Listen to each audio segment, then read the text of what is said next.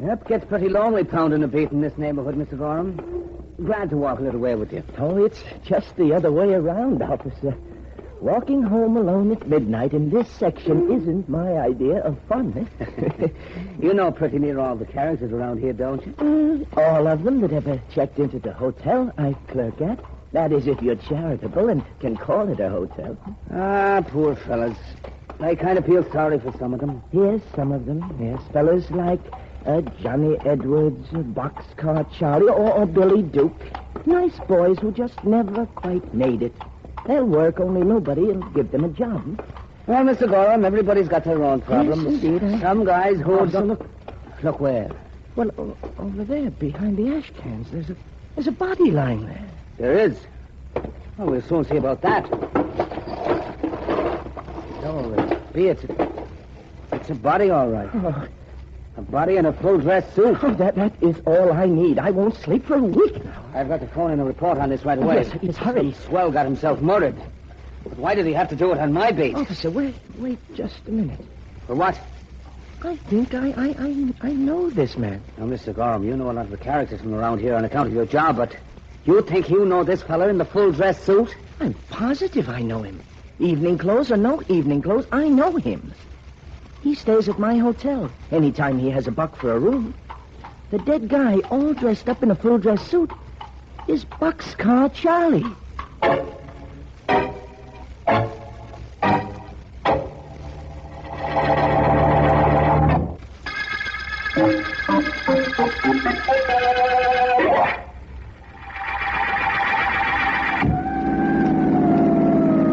What's the use of being district attorney, Vance, if I can't have a siren on my car? Well, there's the little matter of seeing that guilty people are punished, that the laws are upheld, little things like that, Markham. I know. But I think this siren is a throwback to the days when I was a kid and wanted to be a fireman. I wanted to be a streetcar conductor. I'll have to have a bell put in this car for you. Oh, thank you. But there's the spot where they found the body, Vance, just up the street where the crowd is gathered. Glad I was with you when the call came in. The man definitely identified as a derelict, but wearing full evening dress when he was found murdered. Fascinating power. I thought you'd like it. Now, let's see what we can do about finding out who killed him. After you, Vance. Right. Surprising the crowd that'll gather at any hour of the day or night just to see something unusual. Oh, these people have plenty of time. Excavating work doesn't start for 7 hours or so, and they have to watch something. That's so. Let us through, please. I'm sorry. Come on, Let us coming through. through. You don't mind. What happened? Please, just out of my way, please. Thank you.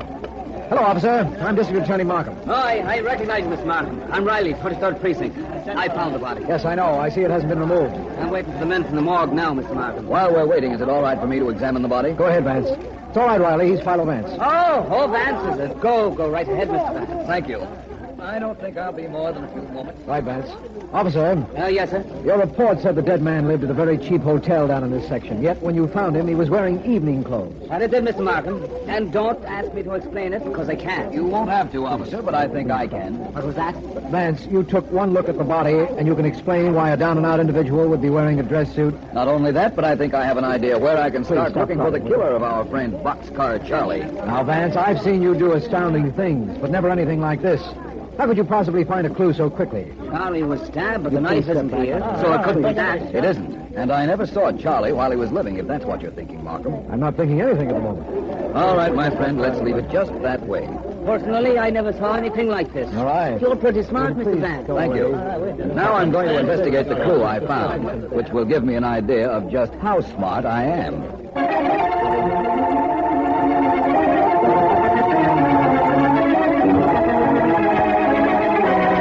Okay, bum out. Come on out. George, just a cup of coffee, George. Just a cup of coffee. Get out, I said. This is a diner, not a free lunch joint. Willie, open the door. I gotta toss this guy out of here. George, quick, George. Yeah, that's it. Yeah, Get rid of him, Willie. maybe he'll be back. I doubt it. Suppose we get organized on that gimmick we got going. Everything's all set up for us. I don't think so. I got another idea about that. What's the matter with you? Do you have to argue about everything? the use of living if you can't argue? No fun in agreeing with people. And it's no fun in listening to you doubt everything either. Look, let's get something straight. As if anybody as crooked as us could get anything straight. There you go again. Anyhow, here's something you can't argue about. Boxcar Charlie is dead, ain't he? It seemed like that when I stuck a knife in him, but I ain't no doctor. I ain't sure, you know. I am. He walked into this lunchroom of mine at the wrong time. He heard something he shouldn't have heard, and he had to go. Well, maybe he didn't hear nothing. We ain't sure he did. We couldn't take any chances, could we? Now, don't get sore at me. I killed him, don't forget. Anybody traces that knife and back to us, we can forget about this place and that big plan we got and everything else. Nobody's going to do that. Don't worry. Well, who's doing the contradicting now? Okay, Georgie. We got rid of the one guy who might interfere with us. We got clear sailing from here in. It's going to be happy days here again for us unless... Now what? Unless somebody gets hep to what we're doing. And then it ain't happy days here again. It's goodbye forever.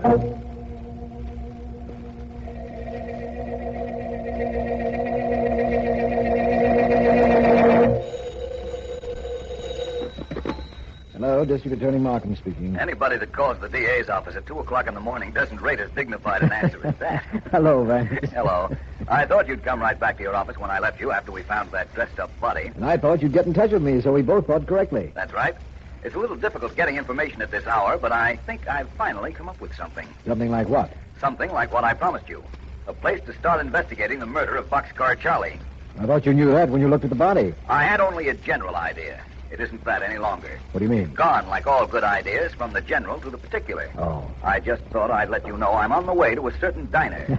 You hungry, Vance? For information, I've been to 5 diners since I left you. According to the phone book, there's only one more particular diner left in town. One? Apparently, I've left it to last. And like most of the cases we've had in this office, when it comes to a lead on a killer, I have left it to Vance.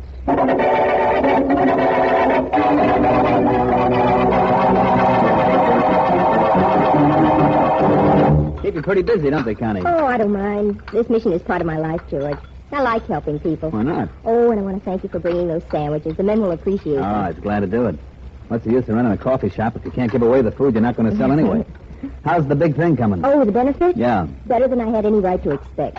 Everybody's helped. They announced it over the radio. The newspaper men have been wonderful, and people are actually buying tickets. Good. But then I sold more than $1,000 worth today alone. Why not? It's a good cause. A mission like the one you run here helps people. It helps unfortunate people. Oh, but the others are being very kind. Well, why shouldn't they? Well, After all, what are other people except unfortunate people who got a break? some philosophy from a coffee shop owner. Well, George, I never believed it. Anyhow, I've got $3,000 in cash right here in this envelope, and it'll be $10,000 by tomorrow, I hope. All I can say is you're a pretty nice gal, Connie. Personally, I... Oh, here comes the customer, George. Excuse me. Oh, lady, I'm a poor unfortunate. I sure would like a cup of coffee. Maybe if you had something to go with it, I'd like that, too. Well, that's what we're here for. It's rather late, but I just got in a fresh batch of sandwiches, so if you'll sit down. Gee, sure. Thanks. Join me, bud? No, thanks. Connie, Yes, George. don't you think you ought to put this money in a safe or a bank or something? Oh, not tonight anymore. I haven't got a safe and the banks aren't open. Besides, nobody knows how much there is in this envelope. $3,000 is a lot of dough. Hey, that bum is going for it. Stop him, George! Oh, George, stop him! that I will. Give me that Let go, envelope. man. Let go. I'll let go, all right. This. Oh, George. I didn't want to do that, but then you didn't want to lose that $3,000 either, did you, Connie? No, I'll get some water for this poor fellow. Oh, and George, it was good of you to stop him from stealing that money. Nobody touches that money, Connie. You mean nobody but me, of course. Sure. That's exactly what I mean.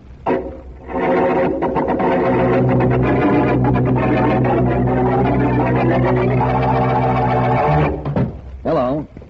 Look, the joint is open, but nothing is going on. The boss is out, and I don't sling no hash. I wasn't looking for food. And what are you doing here at 2:30 in the morning? Slumming? Could be that. You look like something from uptown. It doesn't matter where I come from, does it? Maybe it does. Now, don't be difficult, friend. I'm Philo Vance. That name mean anything to you? No. But I'm glad for your sake you got it. Everybody's got to have some kind of a name. Of course, you overdid it a Now, little. listen, you. Hey, the coat. Don't bend the coat. Relax. Okay. What do you want? I want to know whether you ever heard of a man they called Boxcar Charlie. Not that I remember. He never came in here? Not that I know of. You around this place very often? Not so you could notice. Where's the owner? George, I don't know.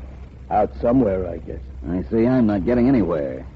Is there anything you do know, my friend? Yeah, sure.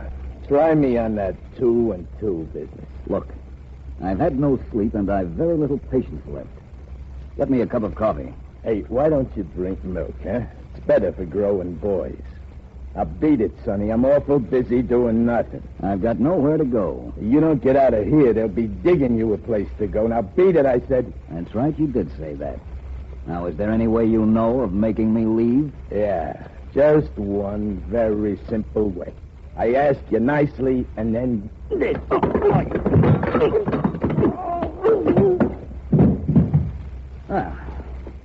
That was better than walking around the reservoir.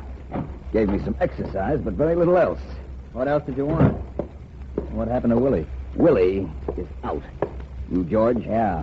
What hit him besides you? The truck that just happened to be going through your coffee shop. That's a shortcut, I guess. More trucks go through here. George, I've got some questions to ask you. Isn't that funny? I got no answers. I'll look around for some if you like. Now, don't you be cute. Why should I answer anything you ask? Well, they are. Look at Willie. That a good enough reason? What'd he do, argue with you? Take the other side or whatever you said? He always did that. You shouldn't have got sore. The next time I feel my emotions carry me away, I'll remember to ask your permission. Yeah, do that. George, I'm Philo Vance. I want to know something about a man called Boxcar Charlie. Who? Here we go again. George, remember Willie here? Oh, Boxcar Charlie. Why didn't you say so? What do you want to know about him? When did you see him last? Yesterday sometime. Why? He was knifed to death earlier tonight. He was? Yes. Well, ain't that too bad. Why, he didn't have very much to live for, though, did he? What are you, a detective? Not exactly. In that case, if I was you, you know what I'd do? Should I? Yeah. If you're smart, you'd follow your nose right out of here. It's the only way I know of keeping it out of a business that don't concern you.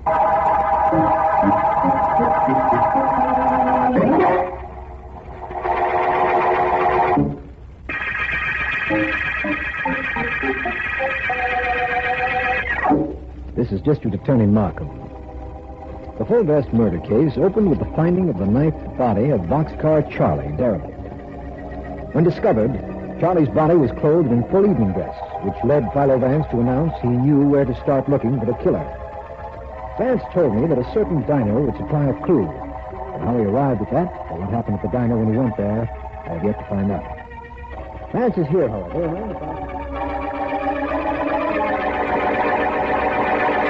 Vance, I have a theory about the evening clothes. Have you, Markham? Yes. Boxcar Charlie wasn't a tramp. He was living in the slums for some reason. Actually, he lived a double life and was known by quite another name in society. That would account for his full dress. Yes, it would. Well, then you agree that what I believe is possible. Oh, definitely. Of course, I haven't done any investigation along those lines, but it is possible. If you haven't investigated, it's because you're on an entirely different and chances are a much more logical angle. Well, it is different, I'll tell you that. Will you also tell me what it is, what other reason there could be for a broken-down character to be wearing top hat and tails? No, I will not. Not yet. But I must very shortly. Well, that's something. And by the way, why must you? Because you'll find out for yourself very shortly. Well, that's interesting news. Tell me what you found out at George's diner, will you, Vance? I think I found out who killed Charlie. Just like that. Yes. I have several reasons for thinking that. One of them being the fact that it was so hard to get information about Charlie from the owner of the diner and his friend Willie. How do you know they knew him? That I've got to keep to myself until I'm sure they did. Remember, I said I only think I know our killers.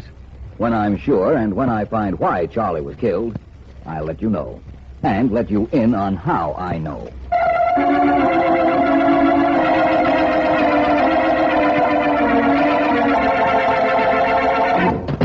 Connie?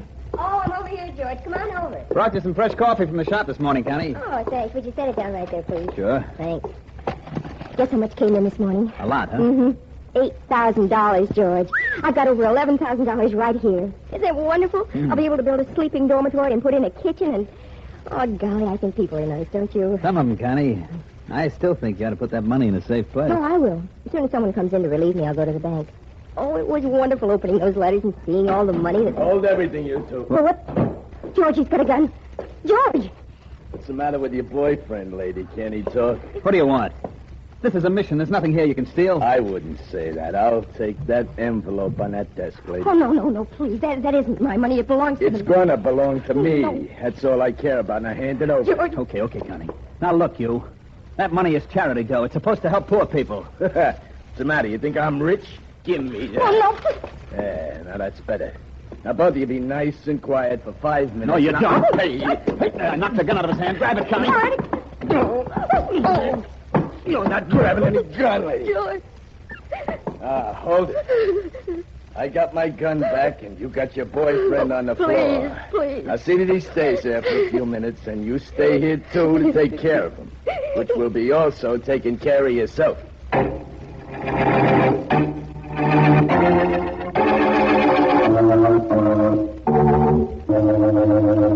Over 10 grand already, Georgie, and I ain't through yet. There'll be over 11,000. I don't think so. Again, he don't think so. Don't you ever agree with anything, Willie? Not if I can help it. Yeah, one thing. What's that? That is a pip of a shiner you got on your right eye. I didn't know I could hit so hard. Oh, flat You know, out. when I clipped you at the mission, Georgie, I wasn't trying to hurt you. You didn't. I faked getting knocked out, and you know it. Well, then what's with the eye? That smart Alec Philo Vance has been around, hasn't he? I suppose he hears about the stick-up of the mission and starts putting two and two together and finds I was at the mission when a holdup took place. Oh, so you gave yourself a black eye. Smart guy. Uh-huh. And on you, it don't look bad. Big joke. Hey, now, where did I stop counting? It was over 10,000. I don't know the exact figure. Well, we'll call it 10,020. That was about it. Hey, Georgie, somebody's trying the door. Oh, shut up and he'll go away, whoever it is. Come on, open up in there. I heard you talking. Open up. Hey, that sounds like Vance. Yeah, for once, I wish I could argue with you. You better open up as soon as I stash this money out of sight. Okay, get rid of it. I'm going to open the door. All right. Hold it, I'm coming. Okay, Georgie, let him in. Okay. Hello, Vance. Hello. Aren't you open for business? Does it look like we are? No. I came over to see you about that holdup at the mission, George. I understand you were quite a hero. Well, are you back again? Apparently. Right at the moment, I want to talk to George. Any objections? Not from me, no. I thought you were investigating Boxcar Charlie's murder, Vance. How come a stick-up interests you? There might possibly be a connection, you know. That's a lovely eye you have. Like it? Maybe you'd like one to match. Willie would talk you out of trying. But I'm hoping he won't, if you know what I mean. Have any trouble seeing out of it? Not a bit. My left eye is awfully good. Well, you're here, Vance. I'm still waiting to find out why. Just to get your story of the holdup. What story? Guy came in with a gun. He grabbed the envelope with the money in it with his left hand. He started backing away when I knocked the gun out of his mitt. Clipped me while I was trying to grab the envelope, and that's all. It probably ain't, Vance. Ask him more questions. I really don't have to, Willie. I'm quite certain I know all the answers now.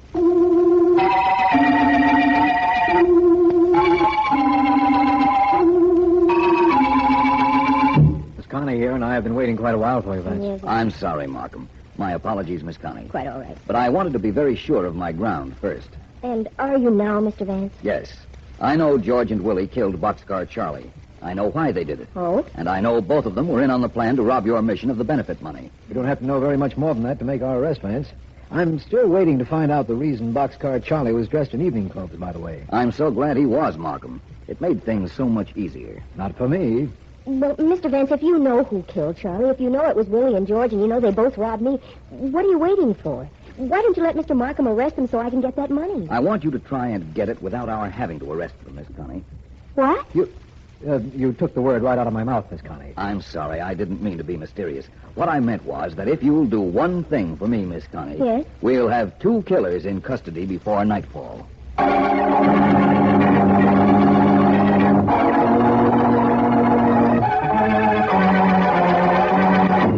Sure, I know where George lives, Miss Connie. I sure am anxious to do something for you, and kind of all the coffee you give me at the mission. No, that's perfectly all right. Just point out the house to me. Well, it ain't really a house. It's kind of like a basement. It's right here. It is right there, Miss Connie. Only I sure hope you ain't going to get tangled up with him. I sure hope you ain't, Miss Connie. I'll be all right. And thank you very much. That's all right. It's sure all right. I'd sure like to come over to the mission sometime. Any time at all. Yeah? Who is it? It's me. Connie from the mission. Well, I never expected you here. I know you didn't. Hello, George. Hi, Willie. You're all we need here. Of course, I'm delighted to have you visit me, Connie, but I can't think of any reason why you're here. I can. I think Willie's got something. You said it. Look, George, you don't think I fell for that phony holdup, do you? I know Willie didn't hit you hard enough to knock you down. I let him grab that money. And now I'm here for a cut. Oh. For once, I agree with you, George. I have a little information, boys. Philo Vance knows the whole score, too.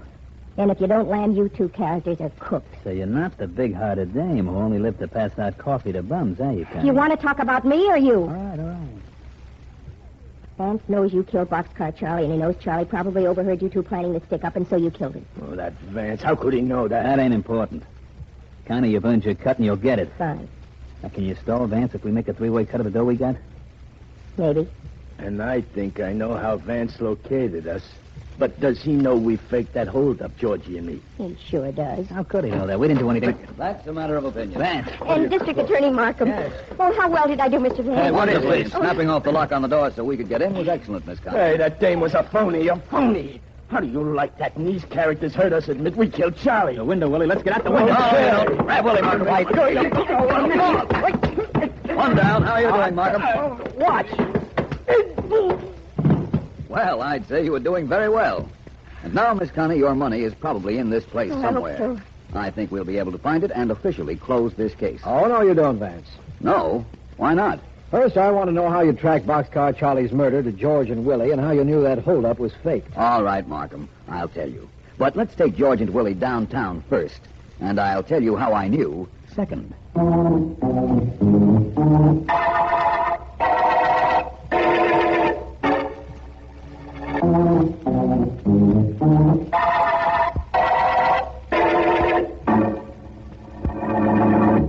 Markham, you've been puzzled as to why Boxcar Charlie was wearing a full-dress suit when he was killed, aren't you? Among other things, I am puzzled about that, yes. Well, when I saw the full dress he was wearing, I noticed there were 2 worn spots about 1.5 inches wide on each shoulder.